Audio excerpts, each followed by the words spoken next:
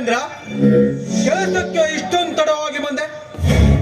ನಮಗೂ ಮನ್ಯಾಗ ಹೆಂಡತಿ ಮಕ್ಳು ಇದ್ದಾವಲ್ರಿ, ಎಲ್ಲ ಮುಗಿಸ್ಕೊಂಡು ಬರ್ಬೇಕಲ್ಲ, ಅದಕ್ಕೆ ಇಷ್ಟ ಹೊತ್ತಾಯ್ತು ನೋಡಿ.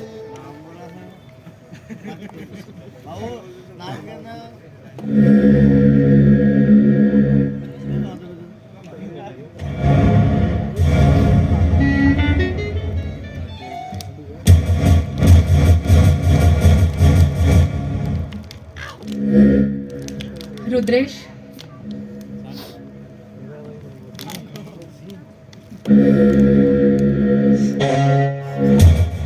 ಓ, ನೀನಾ? ಇಲ್ಲಿಗೆ ಯಾಕೆ ಬಂದೆ ಸೀರಾ? ನಿಮ್ಮ ಜೊತೆ ಸ್ವಲ್ಪ ಮಾತಾಡೋದಿತ್ತು, ಅದಕ್ಕೋಸ್ಕರ ಬಂದೆ. ಏನು? ನನ್ನ ಜೊತೆ ಮಾತನಾಡುವುದಿತ್ತೆ? ಹೌದು. ಯಾವ ವಿಷಯಕ್ಕಾಗಿ? ನನ್ನ ಜೀವನದ ವಿಷಯಕ್ಕಾಗಿ. ಅಂದರೆ ನಿನ್ನ ಮಾತಿನ ಅರ್ಥ?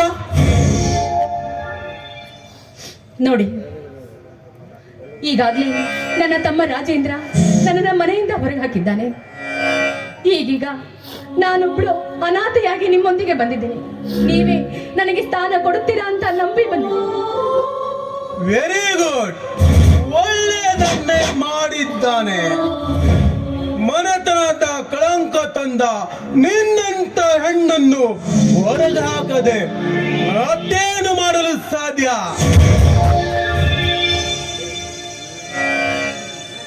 ನೋಡಿ, ಅದಕ್ಕೋಸ್ಕರನೇ ನಿಮ್ಮೊಂದಿಗೆ ಮೊರೆ ಹೊತ್ತು ಬಂದಿದ್ದೀನಿ.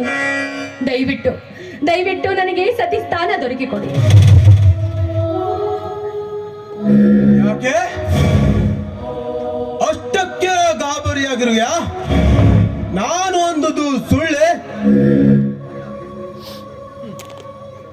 ನೋಡಿ, ನಿಮ್ಮ ಕೈ ಮುಗಿದು ಕೇಳ್ಕೊಳ್ತೀನಿ, ದಯವಿಟ್ಟು ನನ್ನನ್ನು ಮಾತ್ರ ಈ ಮನೆಯಿಂದ ದೂರ ಹೋಗು ಅಂತ ಮಾತ್ರ ಹೇಳಬೇಡಿ. ನನ್ನ ಜೀವನವೇ ನಿಮಗಾಗಿ ಮುಡುಪಾಗಿಟ್ಟಿದ್ದೀನಿ. ದಯವಿಟ್ಟು ದಯವಿಟ್ಟು ನನ್ನನ್ನು ಮದುವೆ ಆಗಿ ನನಗೊಂದು ಜೀವನ ಕೊಡಿ, ನನಗಷ್ಟೇ ಸಾಕು. ವಚನ ಕೊಟ್ಟವನ್ನೆಲ್ಲ ತಂದು ಮನೆ ತುಂಬಿಸಿಕೊಳ್ಳಲು ಇದೇನು ಶ್ರೀಕೃಷ್ಣ ಅಂತಪುರವಲ್ಲ. ಹಾಗಾದ್ರೆ ನಿಮ್ಮ ತಾಯಿಯ ಮೇಲೆ ಆಣೆ ಮಾಡಿ ನನಗೆ ಮಾತು ಕೊಟ್ಟಿದ್ದು ಅದೆಲ್ಲ ಸುಳ್ಳೆ? ನೋ, ಕೊಟ್ಟ ಮಾತಿನಂತೆ ನಡೆಯುತ್ತೇನೆಂದು ನಾನೇನು ನಿನಗೆ ಬರೆದು ಕೊಟ್ಟಿಲ್ಲವಲ್ಲ. ದಯವಿಟ್ಟು ಹಾಗೆಲ್ಲ ಮಾತಾಡ್ಬೇಡಿ. ದಯವಿಟ್ಟು ನನಗೆ ಸತಿ ಸ್ಥಾನ ಕೊಡಿ. ಹಿಡಿದು ಬೇಡ್ಕೊಂಡು ಶೀಲಾ, ಸಾಧ್ಯವಿಲ್ಲ. ನಿನ್ನ ಶೀಲವನ್ನು ಉಂಡು ಮುಗಿಸಿದು ನನ್ನ ತಪ್ಪಲ್ಲ. ಮಾಡಿಟ್ಟ ಅಡಿಗೆಯನ್ನು ಬಚ್ಚಿಟ್ಟು ಬಡಿಸಬೇಕಾದವ್ರಿಗೆ ಬಡಿಸಿ ಊಟ ಮಾಡಿಸುವುದು ಅಡಿಗೆ ಮಾಡಿದವಳು ಕರ್ತವ್ಯ. ಅದನ್ನು ಬಿಟ್ಟು ಬೀದಿಲಿಟ್ಟು ತಿರುಗಿದರೆ ಹಸಿದವನು ಊಟ ಮಾಡದೆ ಬೀಳುತ್ತಾನೆಯೇ? ನೋಡಿ, ನೀವೆಷ್ಟೇ ನಿಂದಿಸಿದರೂ ನನಗೆ ಕೋಪ ಬರೋದಿಲ್ಲ. ಯಾಕಂದ್ರೆ ದಯವಿಟ್ಟು ಅರ್ಥ ಮಾಡ್ಕೊಳ್ಳಿ, ನನ್ನ ಆತ್ಮ ಪವಿತ್ರವಾದದ್ದು. ದಯವಿಟ್ಟು ನನ್ನನ್ನ ಸತಿಯಾಗಿ ಸ್ವೀಕರಿಸಿ. ಸಾಧ್ಯವಿಲ್ಲ. ಮೈ ಸುಖಕ್ಕಾಗಿ ಮಾನ ಮರ್ಯಾದೆ ಮರೆತು ಮನ ಬಯಸಿದ ಮಿನ್ನರೊಡನೆ ಸರಸವಾಡಿದ ನಿನ್ನಂತ ಸೂಳಿಯರಿಗೆ ನಾನು ಸತಿಯ ಸ್ಥಾನ ಕೊಟ್ಟು ನನ್ನ ಘನತೆಗೆ ನಾನು ಕುಂದು ತಂದುಕೊಳ್ಳಲೇ? ನೀವೆಷ್ಟೇ ನಿಂದಿಸಿದ್ರು ಸಹಿತ ನಿಮ್ಮ ಮೇಲೆ ನನಗೆ ಕಿಂಚಿತ್ತು ಕೋಪ ಬರೋದಿಲ್ಲ. ಯಾಕಂದ್ರೆ ನನ್ನ ಆತ್ಮ ಪವಿತ್ರವಾದದ್ದು. ಪವಿತ್ರ ಪವಿತ್ರ ಎಂಬ ನಿಜವಾದ ಮೂರಕ್ಷರವಾದರೂ ನಿನಗೆ ಗೊತ್ತಿದೆ? ನಿನ್ನನ್ನೇ ತನ್ನ ಜೀವವೆಂದು ನಂಬಿಕೊಂಡಿದ್ದ ನಿನ್ನ ಮಾವನ ಜೀವನದ ಮೇಲೆ ಬರೆ ಎಳೆದು ಮದುವೆಯಾಗದ ಮುನ್ನ ಒಬ್ಬ ಪುರುಷನೊಡನೆ ನಟನೆ ಮಾಡುತ್ತಾ ಕಲಿಯುವ ನಿನ್ನಂತ ಸೂಳೇರ ಪವಿತ್ರತೆ ಬಗ್ಗೆ ಮಾತನಾಡುವುದೇ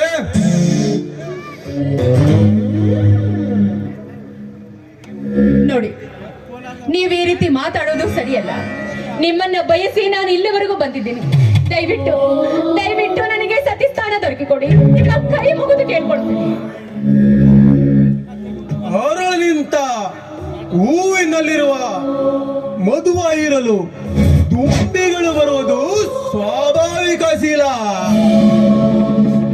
ನನ್ನ ಹಾಗೆ ನೂರಾರು ಜನರು ಎನ್ನೆದುರು ಬಂದು ಸವಿದಿರಬಾರದೇಕೆ?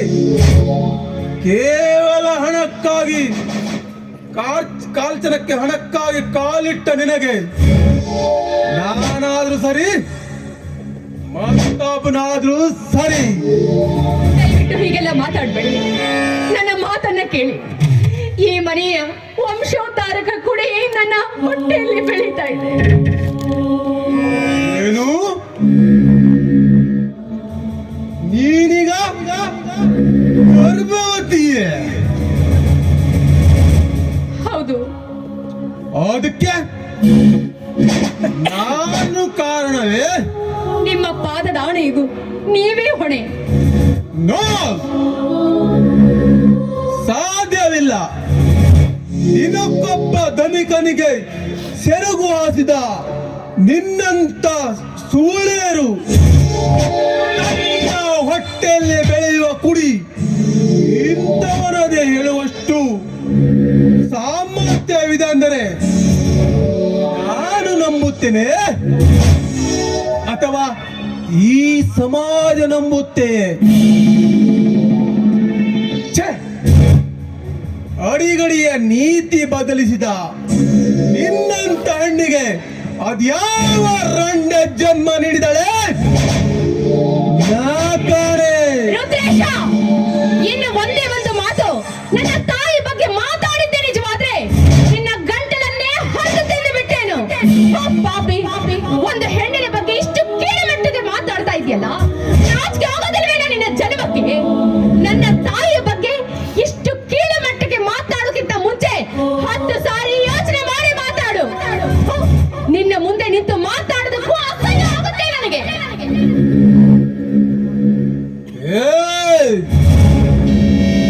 ಸಿಂಹದ ಗುಹೆಯಲ್ಲಿ ನಾಯಿಗಳ ಕೂಗಾಟವೇ?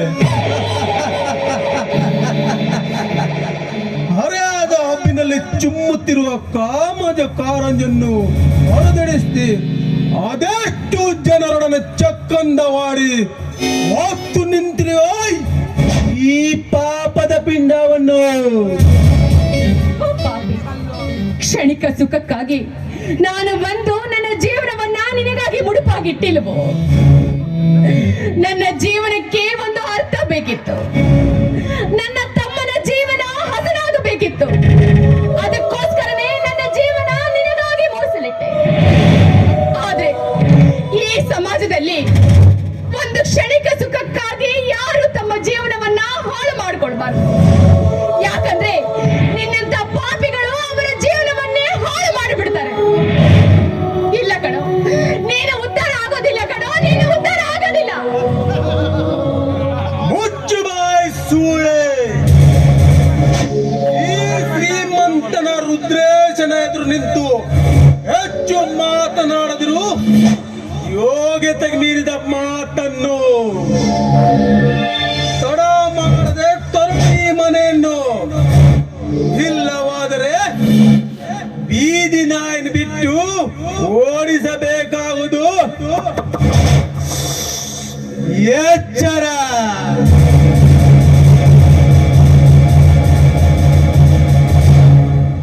ಅಯ್ಯೋ ದೇವರೇ, ಕೊನೆಗೂ ನನ್ನ ಜೀವನಾಟಕ್ಕೆ ಬೆಂಕಿ ಹತ್ತಿದೆ. ನನ್ನದೆಂದು ಅರಿತು ಬಂದ ನನಗೆ ಈ ರೀತಿ ನೀನು ಪಾಠ ಕಲಿಸ್ತೀಯ ಅಂತ ನಾನು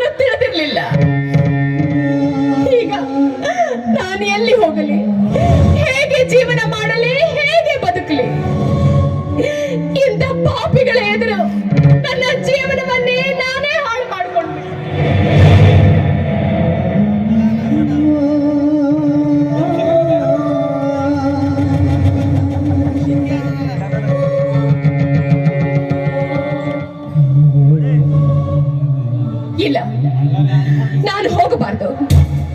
ನನ್ನ ಜೀವನವನ್ನೇ ಹಾಳು ಮಾಡಿದ ಈ ಪಾಪಿಗೆ ತಕ್ಕ ಪಾಠ ಕಲಿಸಲೇಬೇಕು. ರುದ್ರೇಶ, ಏ ರುದ್ರೇಶ,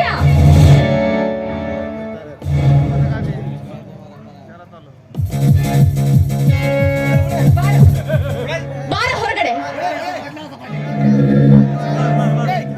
ಶಿಲಾ, ಇದೇನು ಮಾಡುತ್ತಿರುವೆ ಶಿಲಾ? ಏನು ಮಾಡುತ್ತಿರುವೆ? ಯಾಕೆ ಕಾಣುತ್ತಿಲ್ವೆ? ನಿನ್ನಿಂದಲೇ ನನ್ನ ಜೀವನವೇ ಹಾಳಾಗಬೇಕಾದ್ರೆ ನನ್ನಿಂದಲೇ ನಿನ್ನ ಪ್ರಾಣ ಹೋಗ್ಬೇಕು. ಛೇ ಶಿಲಾ, ನಾನು ನಿನ್ನನ್ನು ಪರೀಕ್ಷೆ ಮಾಡಬೇಕೆಂದು ಆ ರೀತಿ ಮಾತನಾಡುತ್ತೆ. ದಯವಿಟ್ಟು ನನ್ನನ್ನು ಮಾತ್ರ ಕೊಲೆ ಮಾಡಬೇಡ ಪ್ಲೀಸ್ ಶಿಲಾ, ಪ್ಲೀಸ್. ಏ ನಿಲ್ಲು. ಒಂದು ಹೆಜ್ಜೆ ಮುಂದೆ ಇಟ್ಟಿದ್ಯಾ ಆದ್ರೆ ಈಗಲೇ ನಿನ್ನ ಪ್ರಾಣ ಹಾರೋದು. ಈಗ ಗೊತ್ತಾಯ್ತೇನೋ ನಿನ್ನ ಚಾಣಾಕ್ಷತನ. ನನ್ನ ಮುಂದೆ ಇದು ಮಾಡ. ಒಂದೇ ಒಂದು ಶಬ್ದ ಮಾತಾಡಿದೆ ನಿಜವಾದ್ರೆ ನನ್ನ ಕೈಯಿಂದಲೇ ಪ್ರತಿಫಲ ನೀನು ಅನುಭವಿಸಬೇಕಾಗುತ್ತದೆ. ಈಗದ ಪ್ರಾಣ ಹಂಜು ಅರ್ಥವಾಯ್ತೇನೋ? ಯಾಕೆ ಭಿಕ್ಷುಕನಂತೆ ಈಗೇಕೆ ಗೋಗರಿತಾ ಇದ್ಯಾ? ಮಾತಾಡೋ ರಾಕ್ಷಸ. ಬೇಡ ಶಿಲಾ, ಬೇಡ. ನಿನ್ನನ್ನು ನಾನು ಮದುವೆ ಆಗುವೆ. ಹಾಗಂತ ನಾನು ನಿನಗೆ ವಚನ ಕೊಡುವೆ ಶಿಲಾ, ವಚನ ಕೊಡುವೆ. ನನ್ನನ್ನು ಮಾತ್ರ ಕೊಲೆ ಮಾಡಬೇಡ ಶಿಲಾ, ಕೊಲೆ ಮಾಡಬೇಡ. ಮಾಡಿದ ತಪ್ಪಿಗೆ ಈಗ ಕ್ಷಮೆ ಕೇಳ್ತಾ ಇದ್ದೇನು? ನನ್ನ ಜೀವನವನ್ನೇ ಹಾಳು ಮಾಡಿ ಈಗ ನಾಟಕ ಮಾಡ್ತಾ ಇದ್ಯಾ? ನಿನ್ನಂತ ಪಾಪಿಯನ್ನ ನಾನು ನಂಬೋದಿಲ್ವೋ? ನಿನ್ನಂತ ಪಾಪಿಗೆ ಇದೇ ತಕ್ಕ ಪಾಠ. ಬೇಡ ಶಿಲಾ, ಬೇಡ. ನಾನು ನಿನಗಾಗಿ ಪ್ರಾಣ ಬೇಕಾದ್ರೂ ಕೊಡಲು ಸಿದ್ಧನಾಗಿದ್ದೇನೆ.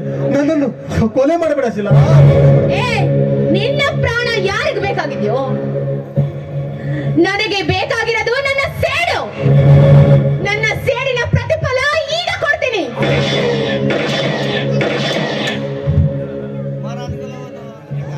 ಅಯ್ಯೋ ಶಿಲಾ, ನಾನು ನನಗೆ ತುಂಬಾ ಮೋಸ ಮಾಡಿದೆ.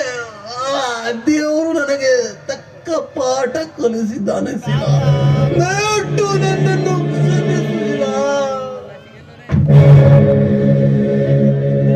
ಸಾಯೋ ಪಾಪಿ, ನಿನ್ನ ಬಂಡ ನೆತ್ತರು ಹರಿದಾಗಲೇ ನನ್ನ ಮನಸ್ಸಿಗೆ ಸಮಾಧಾನ ಆಗೋಣ. ನನ್ನ ಜೀವನವನ್ನೇ ಹಾಳು ಮಾಡಿ ಈಗ ಕ್ಷಮಿಸಿ ಬಿಡು ಅಂತ ಕೇಳ್ತಾ ಇದೆಯಲ್ಲೋ ರಾಕ್ಷಸ. ಸೇಡು ಸೇಡು ಸೇಡಿಗಾಗಿ ಕ್ಷಣದಲ್ಲಿ ನನ್ನ ಜೀವನವನ್ನೇ ಹಾಳಾಗಿ ಹೋಯ್ತು. ಇಲ್ಲ, ಇನ್ನೊಂದು ಬಾಕಿ ಇದೆ. ಅದಕ್ಕೊಂದು ಪಾಠ ಕಲಿಸಾಗ್ಲಿ ನನ್ನ